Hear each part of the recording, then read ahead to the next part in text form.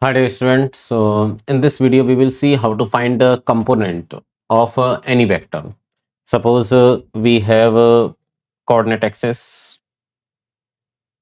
This is x-axis, this is y-axis, and this is our vector p. Now if I want the component, suppose this is angle theta. This vector p is making angle theta with a horizontal direction. So if I draw the perpendicular, so here we have two components. First component is in x direction and another component in y direction. So this is px, which is in x direction, and this is in py. So here for finding horizontal and vertical component, I will use trigonometry. So I can write cos theta equals to, for this triangle, the cos theta can be written as px divided by p. So I can write px equals to p cos theta.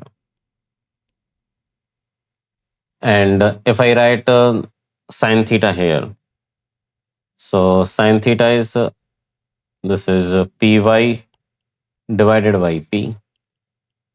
So py can be written as p sine theta. So here horizontal component is p cos theta and vertical component is p sine theta. And we know that to represent x direction, we use I cap. And to represent y direction, we use j cap. So this px is a horizontal component. So if I write in vector form, so we can write vector p equals to px I cap plus py j cap. And the value of px is p cos theta. So vector p equals to p cos theta I cap. And in bidirection, it is p sine theta. So p sine theta j cap.